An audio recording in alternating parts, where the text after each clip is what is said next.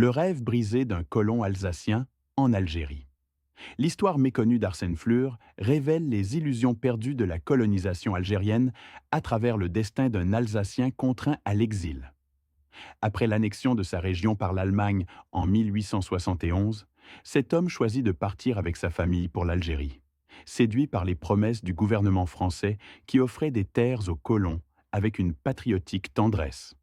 Mais la réalité du Constantinois allait rapidement démentir les rêves nourris dans le lointain. Des concessions éloignées les unes des autres, un climat difficile et des terres souvent ingrates. Sur place, les déceptions s'accumulent pour le colon et sa famille. Le matériel agricole promis n'arrive jamais, le bétail fourni est malade et les récoltes peinent à pousser sur des terres dont seulement un quart s'avère de qualité acceptable. L'insécurité règne dans la région, ponctuée d'insurrections et aggravée par une terrible épidémie de choléra qui décime la population.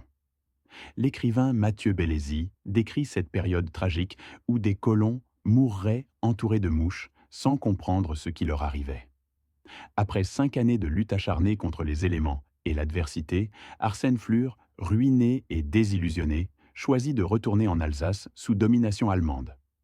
Il meurt 6 ans plus tard dans sa région natale, préférant finalement vivre sous occupation étrangère que dans cette Algérie qui n'est jamais devenue sa terre promise.